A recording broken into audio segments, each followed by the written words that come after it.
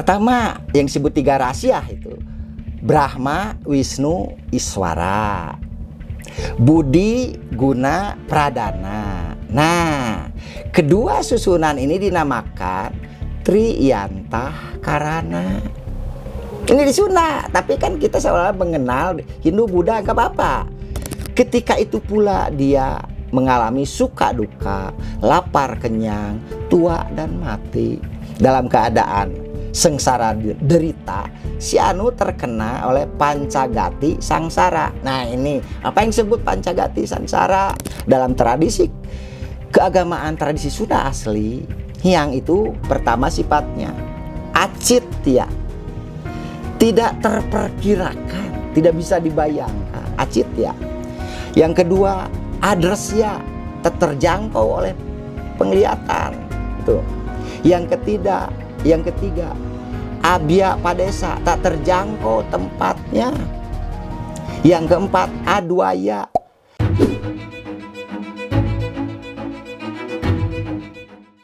Sang Hyang Hayu, satu naskah yang mengundang keheningan sekaligus kekaguman, yang merupakan teks keagamaan Sunda kuno yang diyakini berasal dari abad ke-15 hingga ke-16 Masehi. Ditulis dalam aksara dan bahasa Sunda kuno, menggambarkan ajaran-ajaran spiritual yang berakar pada nilai-nilai lokal yang bersentuhan dengan unsur Hindu-Buddha. Naskah ini bukan sekedar catatan masa lampau, tapi merupakan cermin kebijaksanaan spiritual masyarakat Nusantara yang telah lama tenggelam dalam waktu. Secara filologi, Sang Hyang Hayu termasuk dalam kategori naskah religius esoteris yang berkembang di Tatar Sunda, menjelang dan setelah masa kejayaan Kerajaan Pajajaran. Kajian terhadap naskah ini tidak hanya membuka wawasan mengenai tradisi mistisme lokal, tetapi juga memberikan pemahaman tentang sistem pemikiran masyarakat Sunda pada pra-Islam. Menurut penelitian tekstual dan konstekstual, Sang Hyang Hayu menjadi pintu masuk penting dalam memahami transformasi spiritual dan kebudayaan Nusantara pada masa peralihan. Sang Hyang Hayu ini merupakan manuskrip yang merekam ajaran-ajaran kesucian, pengendalian diri dan jalan menuju kebahagiaan sejati. Apa sebenarnya pesan abadi yang masih relevan bagi manusia modern saat ini? Mari kita telusuri jejak Sang Hyang Hayu. Warisan batin yang tersimpan dalam kata, dijaga oleh waktu dan kini bangkit untuk dikenali kembali. Narasumber yang akan menjabarkan isi dari Sang Hyang Hayu kali ini adalah Bapak Undang Ahmad Darsa, seorang filolog dari Fakultas Ilmu Budaya Unpad Bandung. Berikut penjelasan beliau. Sebut saja bukan Sang Hyang Sisa Kandang Karasian yang menjelaskan tentang agama. Ya, kira-kira saya menyebut agama Hyang saja ya. Kenapa? Ya, begini, petunjuk tentang itu ada dalam naskah Sunda kuno. Ya, Sang Hyang Hayu. Kenapa disebut Sang Hyang? Sang Hyang itu kata sandang untuk kata hayu. Hayu itu keindahan, kebijakan. Maka disebut naskahnya itu Sang Hyang Hayu. Ya, apa isinya? Bahkan awalnya begini. Deh Sang Hyang Hayu, ikang ajarak namami, ringwang kadi kita, kunang humedap sarasani kayak ngugus mami. Nah, jadi di situ inilah ya kitab atau ajaran tentang kebajikan, tentang tuntunan, ya dharma. Nah, jadi janganlah ragu apa yang diajarkan dan disampaikan dalam Sang Hyang Hayu. Awal mula itu sang pembicara ya kepada para pendengarnya, khususnya para pencari ilmu pengetahuan, supaya dapat menyimak ya sungguh-sungguh pokok-pokok cerita dari ajaran suci yang dituturkan oleh seorang wiku di sini, bukan resi. Ya, wiku itu orang yang punya otoritas secara dogmatis atau apa, itu namanya wiku. Beda dengan kawi gitulah. Nah, wiku itulah biasa termasuk juga resi yang spesialisasi itu wiku. Nah, itu istilah di Sunda. Apakah ini Hindu Buddha saya tidak tahu dulu, tapi nanti dalam naskah ini akan dijelaskan. Ya, pembicaraan diawali dengan asal mula penciptaan terjadinya para dewa menurut golongan Siwais. Nah, Sang Hyang Hayu. Jadi ada Brahma, Wisnu, Iswara, Mahadewa dan Siwa maupun golongan resi yang dikenal dengan Pancakusika, yaitu Sanggarga, Mestri, Kurusa, Patanjala, itu 5 itu. Kemudian aneka ragam Buddha. Nah, disebut juga aneka ragam Buddha, termasuk roh-roh jahat. disebut. Yaksa itu raksasa jahat, setengah dewa. Pisaca sama dengan kuraci, ya, setan. Ya, prata itu hantu, buta raksasa, ya buta itu raksasa. Pitara arwah leluhur yang gentayangan. Itu ajarannya. Jadi disebutkan tentang makhluk-makhluk halus di situ. Baik menurut ya sebut saya Siwais itu berarti Hindu, Buddha dan Pancakusika. Jadi ini ajaran apa kan gitu. Nah, bicara tentang kosmologi dulu ini ya, eksistensi manusia dan dibagi 3. Pertama ya yang disebut mulai dari dunia bawah yang dibayangkan dalam imajinasi Sapta Patala atau 7 neraka. Jadi neraka itu disebut 7 Sapta. Kemudian Buhloka atau Madhyapada. Jadi wilayah yang ada di antaranya di tengah-tengah Madhyapada atau Buhloka. Kemudian di atasnya ada yang disebut Sapta Buana atau Buana Pitu, yaitu 7 tingkatan kesorgaan. Inilah dalam imajinasi kosmologi Sunda menempatkan tata ruang itu secara triumvirat ya 3. Nah, gambaran neraka ibarat kerucut tengadah. Jadi dari neraka paling ya sampai neraka jahanam kalau di ini ya, paling kecil, jadi susah untuk menembus itu ya. Kemudian kalau sorga ibarat sarang tawon. Itu berumpak-umpaknya. Jadi di antara Sapta Patala dan Sapta Buana ya disebut Madhyapada atau istilahnya Pratiwi kan, itu tempat manusia berada. Sapta Patala itu susunannya tadi kan sebagai seperti kerucut ya. Sebutannya pertama ada Patala, Nitala, Sutala, Talantala, Talaningtala, Mahatala dan Atyanta Artapatala. Itu neraka paling bawah, neraka jahanam kalau dalam Islam ya. Kemudian Sapta Buana atau Buana Pitu, 7 susunan sorga, terdiri atas Buah Loka yang pertama, Suwah Loka, Janah Loka, Tapwa Loka, Satya Loka, Mahaloka, Atyanta Arta Loka.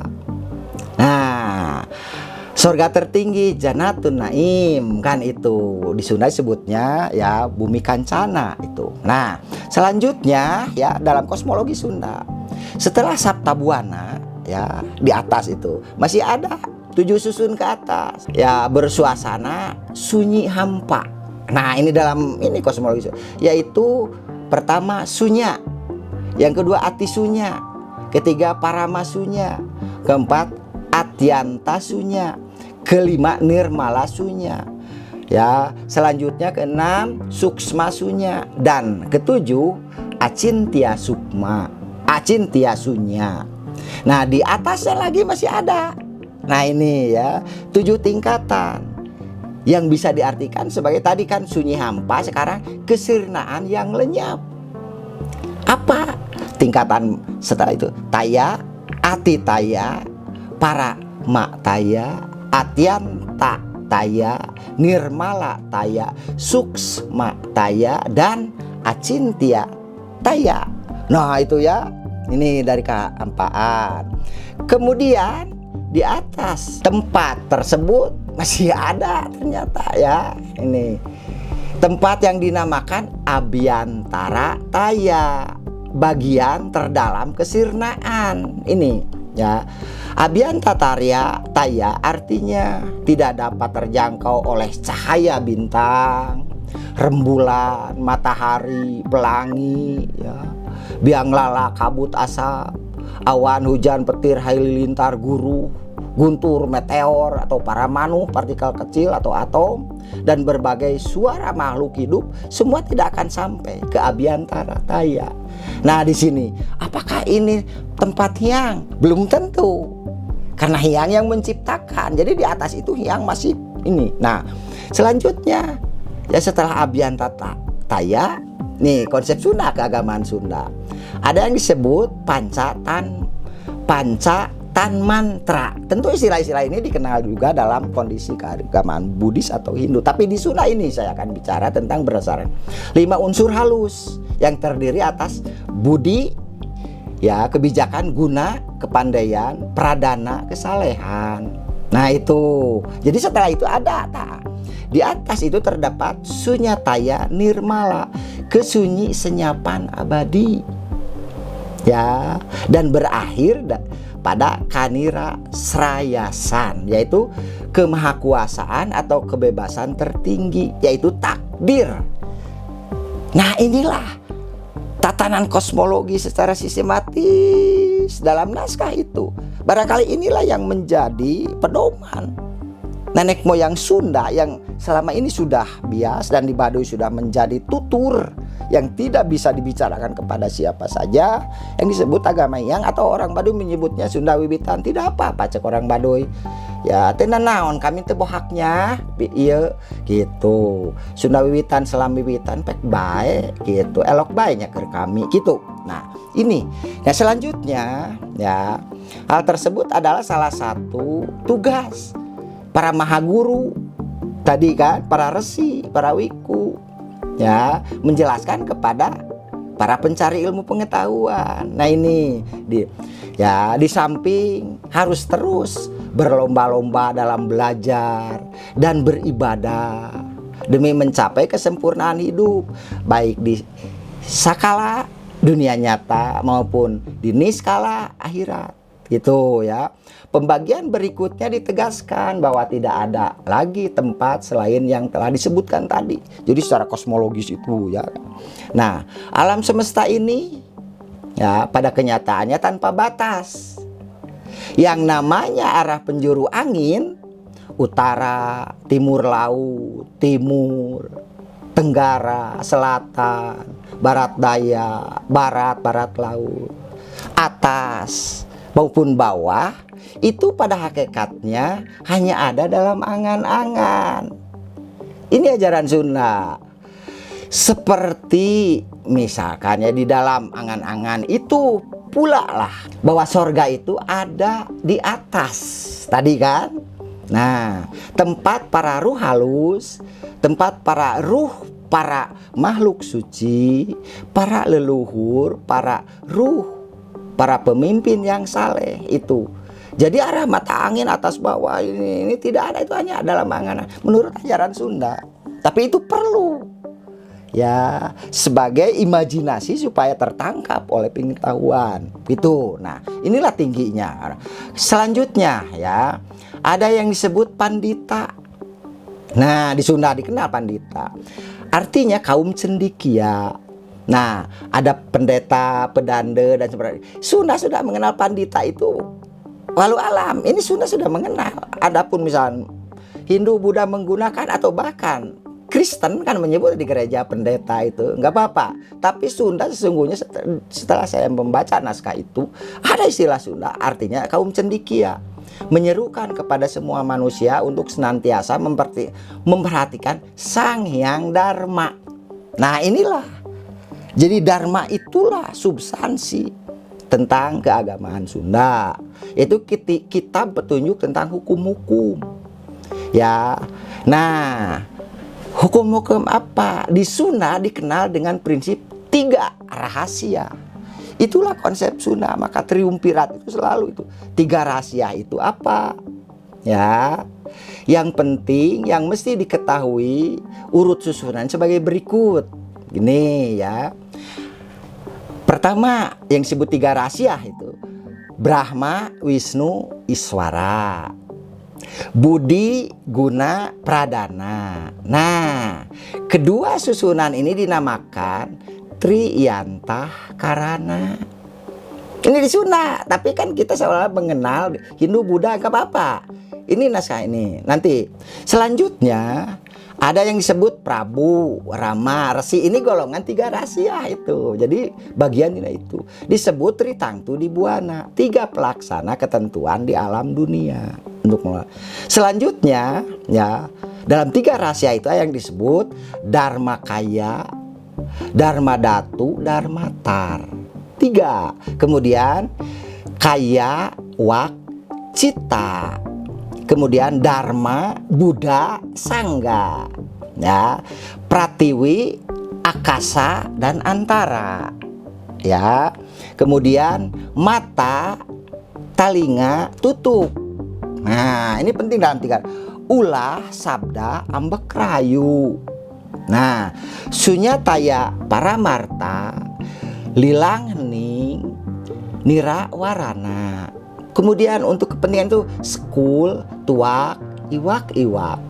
Jadi itulah. Nah, ketiga konsep tersebut oleh golongan penganut siwais, kata naskah ini, disebut trikaya paramarta. Kemudian yang disebut tiga kekuatan tertinggi atau oleh golongan penganut Buddhis disebut trikaya parisuda, yaitu tiga kekuatan suci. Jadi kalau ini atuh siapa? Nah, inilah mengindikasikan inilah bahwa Hyang, agama Hyang. Jadi mengakui tentang trikaya paramarta itu istilah yang dikenal menurut penulis ini di penganut siwais atau Hindu. Ya, trikaya parisuda itu golongan kasewan, kabudaan. Gitu kira-kira. Jadi ini menggambarkan bahwa Sunda itu sesungguhnya ada gitu khas. Adapun sekarang kan kadang-kadang bingung. Nah, ini naskah. Jadi kalau jadi saya menemukan di sini setiap manusia ya harus dapat melepaskan diri dari kebodohan. Lihatlah ahli bangunan tuh ya, pelukis, pemahat, perangkai bunga dan pekerjaan lainnya. Termasuk pula macam-macam ajian berupa ayat-ayat suci dan doa-doa. Semua itu adalah kepandaian yang harus dianggap sebagai pangkal ilmu pengetahuan. Inilah yang dinamakan Sang Hyang Ajñana. Itu Sang Hyang Aja itu ilmu pengetahuan, Ajñana itu pengetahuan, Aji ya. Nah, yang harus dicari oleh para siswa, oleh para haus ilmu yang pada hakikatnya sudah ada dalam setiap diri manusia. Sang Hyang Ajñana pada hewan, pada tumbuhan dan benda-benda lain di jagat raya ini. Jadi ilmu pengetahuan ada di diri kita, hewan, binatang. Itu ajaran Sunda.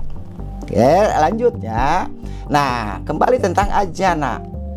Ya, Ajñana itu sendiri sesungguhnya merupakan jelmaan dari tiga jñana yang terdiri atas pertama A, ya, yaitu simbol dari bayu. Bayu itu energi kekuatan, bahasa sehari angin. Ajñana itu A-nya bayu yang keluar masuk melalui hidung, hakikatnya adalah napas. Yang kedua jnya, simbol dari sabda, bunyi, ucap. Bayu, sabda, jnya ya, ucapan yang bisa terdengar, hakikatnya merupakan peringatan. Sabda itu. Dan yang ketiga na ya, simbol dari hedap. Hedap itu itikad, hati nurani dan pikiran yang dapat menjangkau apa saja dan mampu menjelajah kemanapun tanpa mengalami kesulitan. Hedap itu bahkan sanggup menembus Sabta Buana, Sabta Patala dan sebagainya. Inilah yang namanya angan-angan atau pikiran. Tanpa bayu sabda hedap, manusia itu seolah-olah hanyalah bangkai-bangkai yang lama-kelamaan ya membusuk, hancur. Segala makhluk beserta alam semesta ini hakikatnya ialah penjelmaan tiga rahasia tadi, yaitu bayu, sabda, hedap yang disebut Ajñana, yang bisa melenyapkan kebingungan, kebodohan, dapat menyingkirkan sifat-sifat tamak, dendam, iri dengki.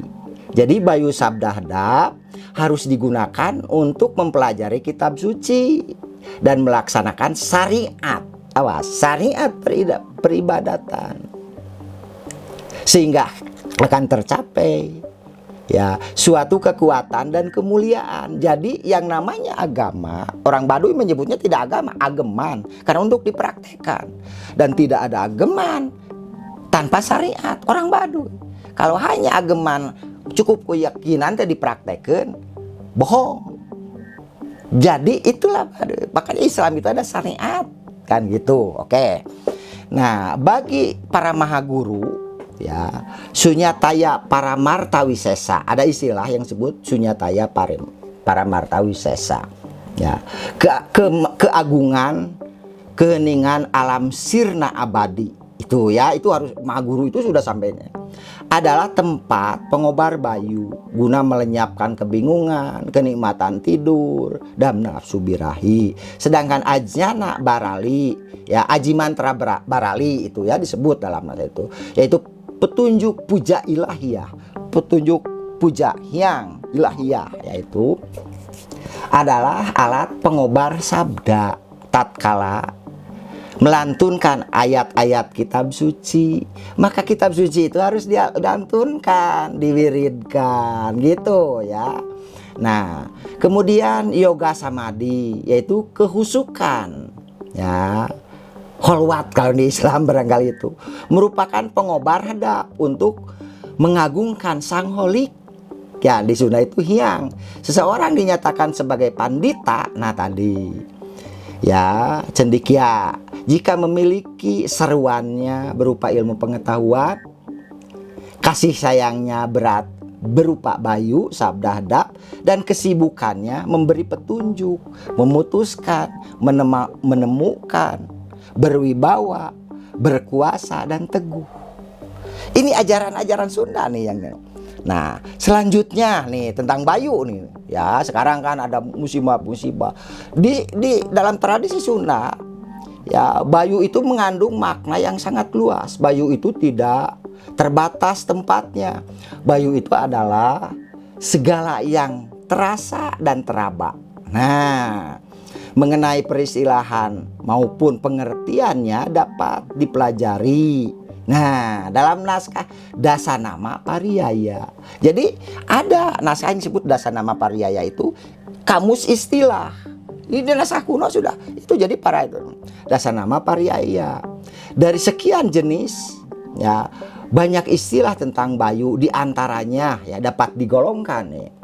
Pertama yang disebut Pancabayu. Terdiri ya 5. Pertama prana, yaitu hidup. Bayu yang keluar masuk dari kepala.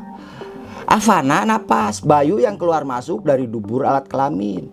Samana, nyawa, yakni bayu yang keluar dari hati. Biana atau sukma, bayu yang keluar dari bulu roma. Udana, angin, itu bayu yang keluar dari ubun-ubun. Nah tadi ya Pancabayu ada 5. Kemudian ada bayu langgeng, ialah bayu yang berada di tempat terdalam. Lalu angin ya disebut adalah bayu yang berhembus. Riwut, nah itu bayu yang meniup deras, itu riwut. Bayu sedung ialah bayu yang memporak-parandakan. Misalkan ya apa itu angin ribut itu, nah itu disebutnya bayu sedung. Haliusus itu bayu yang berputar-putar menyapu segala benda. Gitu. Angin puyuh kalau di Sunda itu disebutnya haliusus. Wagyut ya bayu yang menyertai hujan. Nah, ampuhan bayu yang menyertai gelombang laut, itu ampuhan. Maruta bayu yang menerjang hebat, itu. Pawana bayu yang meniupkan wewangian. Ambekan bayu yang keluar dari hidung. Dewa Masih bayu yang menggetarkan ruh. Huri Purusa bayu yang tinggal diam berkuasa di dalam tubuh. Windu Pepet bayu yang digerakkan dalam tubuh. Ya, Mertumbayu Sangkriti itu bayu yang memberikan angin kenangan. Windu Nada, nah atau Bindu Nada ialah ya bayu atau angin yang menyerukan 3 suku kata suci di dunia nyata, bisa dinamakan heb-heb. Nah, bindu nada itu biasa ada dalam tradisi Bali itu kan itu dengan apa jatuhnya air. Nah, dan ya selanjutnya ada windu rahasia. Nah, ini bagian berapa itu bayu yang tinggal menjelma dalam indera. Selanjutnya ya pinggala itu bayu penghantar kehidupan dan kematian, pinggala. Dan terakhir sumsumna. Itu masih angin bayu yang hadir dan mengganggu dalam tidur sebagai mimpi ya, berkedip-kedip, katanya digambarkannya seperti kunang-kunang, itu ya impian. Jadi di sini dijelaskan tentang itu. Kemudian tentang sabda, nah ini kan tadi yang ajnana itu yang 3. Salah satu hal yang penting ialah adanya sabda yang tersembunyi di dalam sabda itu sendiri. Artinya ada sabda sama halnya dengan tidak ada sabda. Sabda seperti juga bayu, mengisi seluruh makhluk dan jagat semesta. Sabda merupakan pembuka tabir rahasia. Karena dengan sabda dapat menamai segala apa yang tampak dan terdengar, yang terasa dan teraba, pemasti dunia yang nyata dan yang tidak nyata, sarana perjanjian di alam semesta. Sabda tidak akan pernah berkurang meskipun makhluk bertambah. Nah, tadi bayu kan, nah barusan sabda. Yang terakhir adalah hadap. Ya, hadap. Ya, kita tak usah bingung-bingung dengan istilah seperti hadap. Itu bisa diartikan sebagai kalbu. Ya, hadap itu angan-angan, angan-angan kira-kira, upaya itu akal, cintia, asmara atau birahi, budi, perilaku, mana, hati. Itu masih hadap. Pratijanya, janji, semita, senyuman, atma atau jiwa, paratma, jiwa tertinggi, suksma, ya, jiwa halus dan sebagainya, itu sabda. Salah satu hal penting tentang astaguna. Nah, jadi kaitannya dengan bayu sabda hadap, maka muncullah istilah astaguna. Nah, ini 8 kearifan. Hadap juga seperti bayu dan sabda, tanpa batas hadap, ya. Hadap itu ketika digunakan untuk melihat, keluar dari mata. Ketika digunakan untuk mendengar, keluar dari telinga. Ketika mencium dari hidung, merasa dari, ya, keluar dari lidah, meraba keluar dari kulit. Hadaplah yang membuat sesuatu hadir dan sirna dalam mimpi. Nah, ini selanjutnya lagi ya, saya lanjutkan. Ini sebagai pegangan tadi ya tentang makna-makna religi Sunda, tentang astaguna. Ya, di sini disebut 8 kearifan. Barangkali inilah karakter-karakter yang perlu dijiwai oleh pemimpin. Barangkali disinilah Siliwangi memegang astaguna, 8 sifat. Ya, adalah pedoman yang harus diketahui dan dijiwai dan dilaksanakan oleh sang sewaka dharma. Jadi pengabdi hukum harus memiliki 8 sifat kearifan. Ya, masing-masing pertama. Nah, harus animan. Nah, ya, yang pertama yaitu berbudi halus, ramah. Itu seorang pemimpin. Yang kedua ahiman. Ya, harus tegas pemimpin itu. Yang ketiga mahiman, berwawasan luas. Yang keempat lagiman, gesit dan terampil. Yang kelima prapti, tepat sasaran. Ya. Yang keenam prakamya, ulet, tekun. Itu pemimpin itu. Yang ketujuh isitwa, apa? Jujur. Yang kedelapan wasitwa, terbuka bagi kritik. Inilah astaguna. Barangkali inilah jiwa-jiwa pemimpin yang dijiwai oleh raja-raja Sunda, termasuk Siliwangi. Makanya harum namanya karena memegang astaguna. Ini ajaran Sunda. Selanjutnya ya, jadi astaguna inilah yang mesti menjiwai terutama para raja, para kaum intelektual, para pejabat, pelayan masyarakat. Inilah di Sunda itu. Orang Sunda itu harus memiliki sifat astaguna tadi. Itu pelayan. Nah, kasar lembutnya bayu sabda hadap dapat diketahui. Kasarnya bayu karena bisa dimasukkan, dikeluarkan dan ditahan dalam hidung bayu.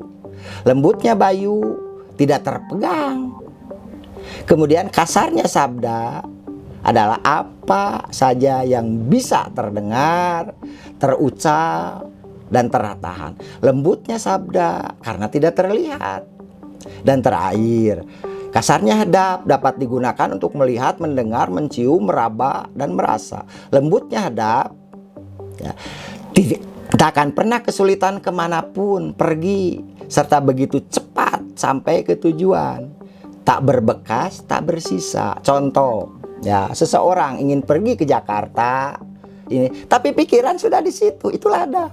Sudah bisa membayangkan saya mau naik bus, lalu di sini akan kemana, ke misalkan GBK, dan pikiran sudah di situ. Itulah pikiran paling cepat. Disinilah adab datang. Nah, sekarang tadi dari tentang ajaran jagat raya, sekarang khusus Buana. Bagaimana tentang Buana? Dibicarakan. Buana adalah bumi dan angkasa. Nah, kemudian sedangkan sarira adalah semua yang ada di bumi dan di angkasa. Serta di antaranya itu sarira. Sarira di angkasa adalah benda-benda langit seperti bintang, bulan, matahari, planet-planet lainnya ya, pengisi jagat raya. Sarira di bumi adalah benda-benda bumi seperti air, gunung, samudra, manusia, binatang, tumbuhan dan sebagainya. Semua itu disebut tadi Sang Hyang Ajana, ilmu pengetahuan. Nah, pratiwi dan sarira tadi ya disimbolisasikan sebagai bujangga. Nah, ada istilah bujangga. Jadi sekarang bujangga di Sunda itu dijelaskan bahwa itu termasuk tatanan ajaran Sunda yang harus dipahami. Bujangga terdiri atas buh artinya pertiwi, angga artinya sarira. Juga bisa dibalikan, buh artinya sarira dan angga pertiwi. Jadi semua pratiwi adalah sarira. Pratiwi terbalik ialah tanah. Pratiwi bergerak adalah sarira. Inilah arti sesungguhnya dari pengetahuan yang dinamakan si aku. Nah, ego, si aku yang mengakui tapi tak terakui. Ya, meleburnya antara si aku dengan Bayu Sabdada adalah si Anu yang disebut Sang Yoga Cikal Bakal. Disunahkan si Anu itu termasuk ajaran Sunda. Si Anu itu sesuatu yang itu, tapi itu mulia. Si Anu adalah pembangkit kenikmatan dan manfaat bagi pasangan ayah ibu yang manapun yang kelak menjelma menjadi penghuni dunia. Si Anu adalah sastra atau buku petunjuk yang tak dipelajari, guru yang tak bisa ditanya, diri di dalam diri sendiri. Itu si Anu ya. Ini pemahaman yang mendalam, tapi nggak apa-apa untuk nyurahkan itu nanti ada tempat, ada waktu khusus. Nah, jadi Bayu Sabdadap adalah batas dari segala yang terasa, teraba, terdengar. Sementara si Anu sama sekali tidak berada di antara batas itu, dan dia memiliki tapi tidak dimiliki.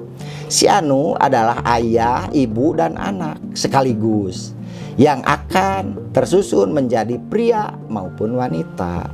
Si Anu diibaratkan pandita yang memberi kesempurnaan lewat Sang Hyang Dharma, yaitu hukum-hukum keadilan.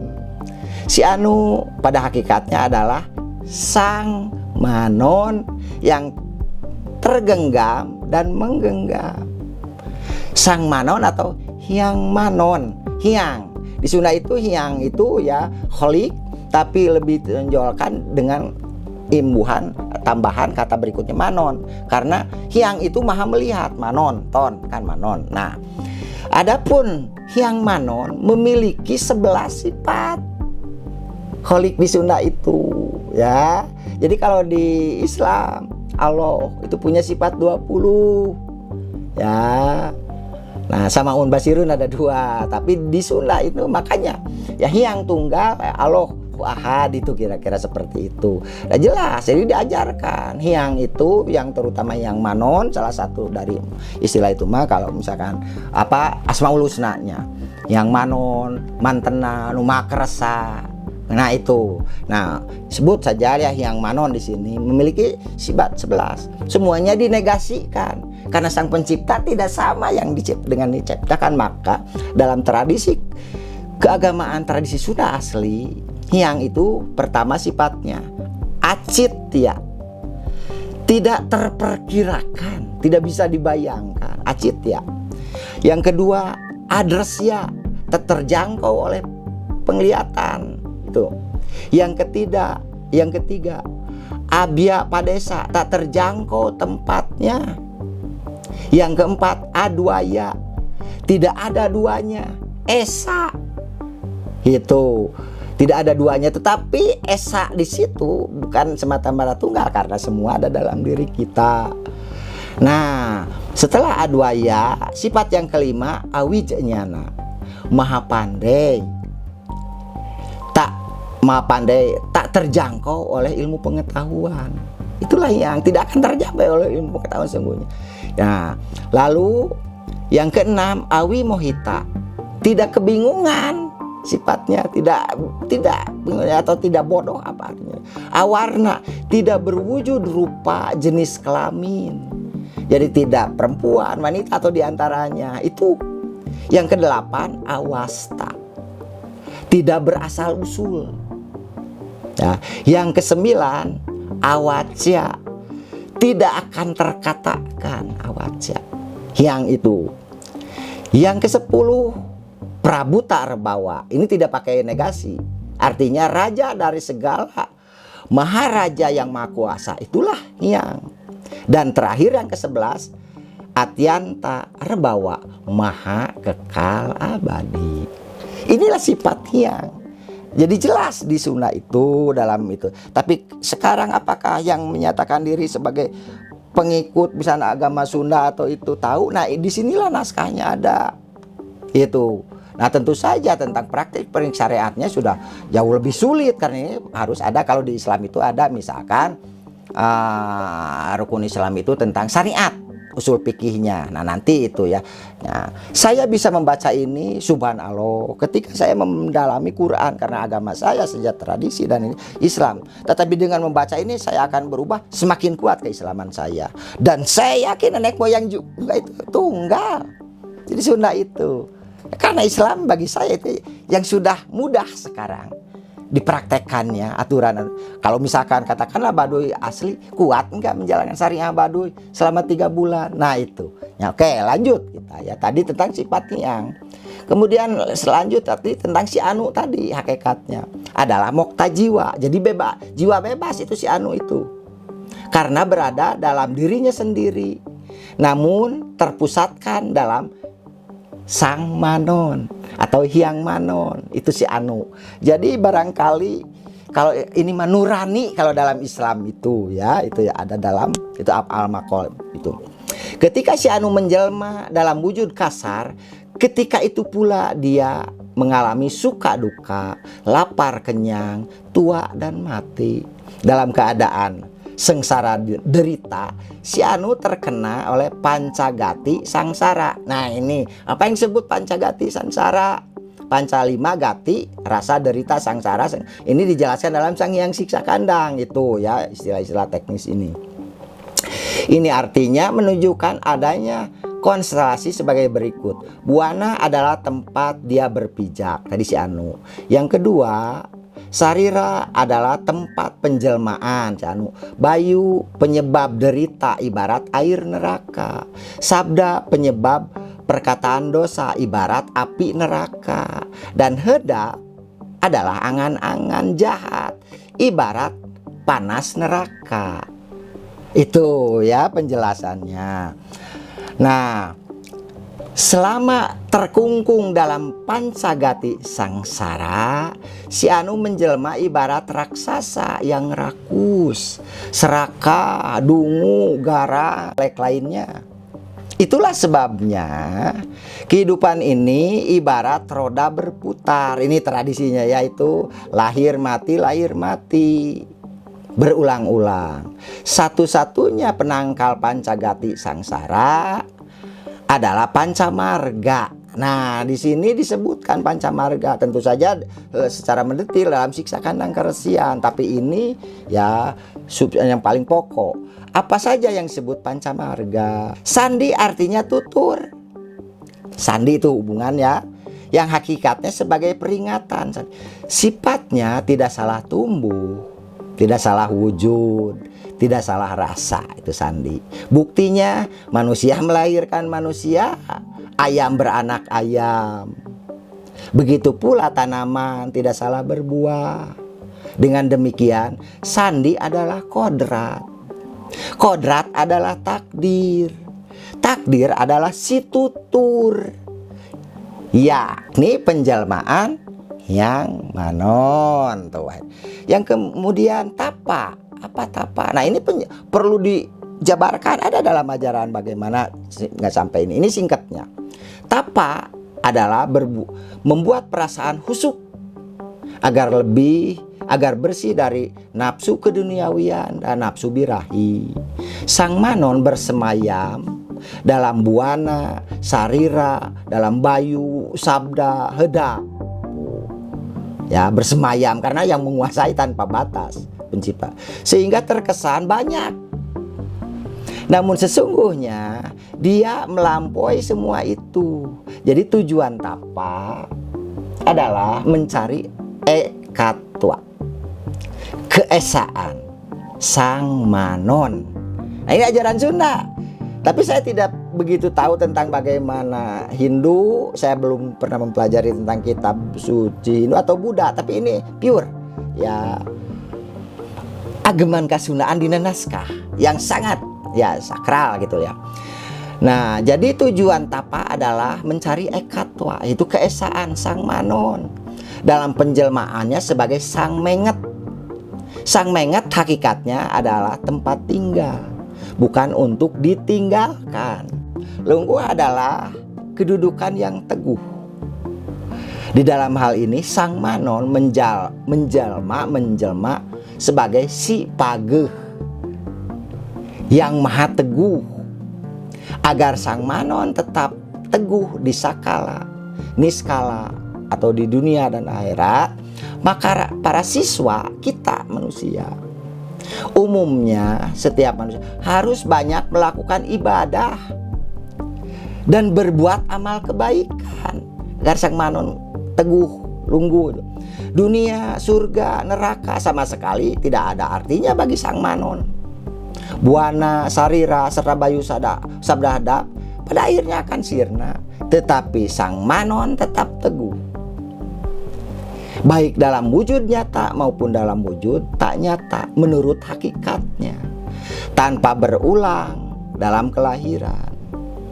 Lungguh dapat mempertemukan manusia dengan yang maha teguh, bukan secara kebetulan di alam yang bersifat senang ya, tak kenal sedih, suka tak kenal duka, baik tak kenal jahat, terang tak kenal.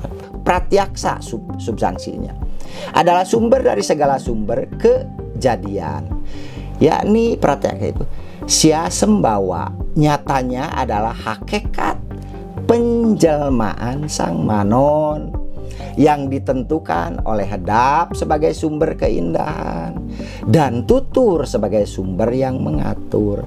Sementara yang menjadi dasar kejadian adalah tiga rahasia tadi. Konsep Sunda, hakikat tiga rahasia terdiri atas hadap adalah yang dibuat, tutur adalah hasil perbuatan, sang manon adalah yang membuat.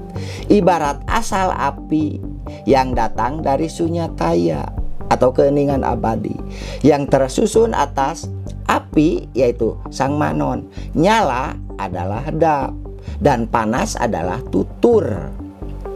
Proses kejadian manusia, hewan, dan tumbuhan pada dasarnya pun berasal dari tiga rahasia dalam susunan han telu atau han tiga, artinya telur, yang terdiri atas kulitnya, putihnya, dan kuningnya. Pada manusia dan hewan tersimbolisasikan menjadi kama, ratih, dan hedap. Itulah simbol kama, ratih, hedap yang terproses dalam rahim manusia dan hewan. Pada tanaman padi misalnya, biji adalah hadap, lumpur adalah ratih, dan air adalah kama. Itu dalam padi ini khusus ya. Demikianlah salah satu sifat sang manon dari maha wenangnya, yakni wenang menciptakan dunianya sendiri, memperbadankan dan tidak memperbadankan, tunggal maupun banyak. Nah ini ada yang namanya rahasia kehidupan, Ya, pertama, wujud kasar sang manon adalah tutur. Wujud kasar tutur adalah hadap. Wujud kasar hadap adalah nafsu dan kesenangan. Wujud kasar nafsu dan kesenangan adalah kama dan rati. Wujud kasar kama dan rati adalah sarira.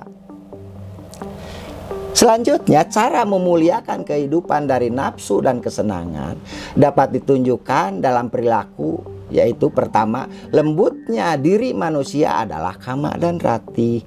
Lembutnya kama dan rati adalah nafsu birahi dan kenikmatan. Lembutnya nafsu birahi dan kenikmatan adalah hadap. Lembutnya hadap adalah tutur. Lembutnya tutur adalah sang manon. Lembutnya sang manon adalah terhindar dari nafsu birahi, dosa, tamak, kebodohan, iri dengki, dan sifat jelek lainnya. Ya, akhirnya adalah sifat tangkes. Tadi kan dari yang 5 itu. Artinya berusaha memahami secara singkat dan tepat.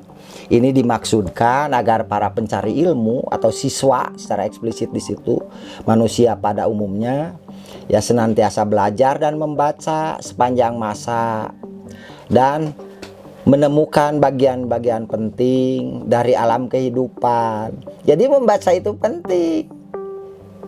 Jadi emut karena Islam surat Al-Alaq ngawitan diwahyukeun ya ku Gusti Allah ngalakuan Jibril ka Muhammad, ikro bismi robikal khalaq, bismi robikal.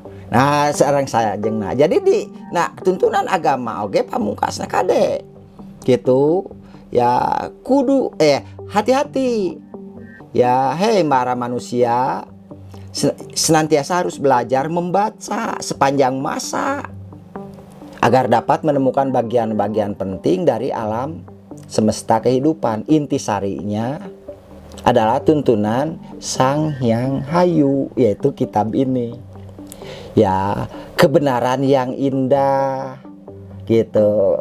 Kalau Islam mah kitab suci disebut Al-Qur'anul Karim kan gitu. Nah, kinten-kinten gitu. Jadi ada pegangannya. Kan. Nah, yang dapat dipakai sebagai jalan penerang. Kebenaran itulah yang menjamin kebahagiaan di sakala atau di dunia kini maupun di niskala di akhirat kelak. Sekaligus sebagai sarana untuk mencapai kalepasan di Sunda, istilah kebebasan hakiki, atau istilah lain itu ada istilahnya moksa. Nah di Sunda disebutnya kalepasan. Kalau kita sudah mencapai kalepasan tentu akan masuk ke dalam tingkatan-tingkatan aras langitan sebagai gambaran sorga pertama sampai ya Janatun Naim disebutnya bumi kancana. Disitulah.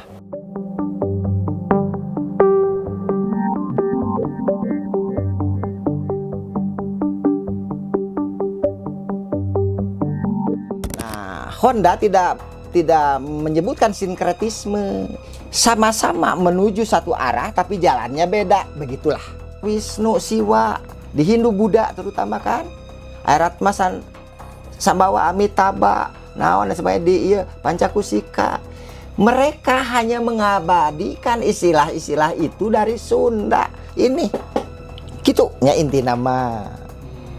Jadi upami kitu kumaha kemana udah Sunda mah kieu. Jadi mengenal Brahma, Wisnu, Iswara, Budi gunakan tadi Prabu, Rama, Resi. Nah itu. Jadi dikenal tentang istilah itu sudah ada sejak dulu. Istilah Nusantara kadek. Istilah Nusantara kemudian oleh orang Hindustan ya itu dipakai, maka disebut ya praktek-praktek keagamaan orang Hindustan diambil dari nama itu disebut agama Hindu. Itu. Padahal ajarannya seperti Nusantara ini. Dan saya tidak menyinggung-nyinggung apa yang disebut diajarkan dalam Hindu atau Buddha, tapi pure di sini. Laras kan? Gitu. Nah, ada pun kayak ini ti Hindu, ini ti Buddha, terserah. Tapi tentang Hindu Buddha penulis ini sudah tahu. Berarti si penulis ini sudah tahu bahwa Hindu Buddha itu muda.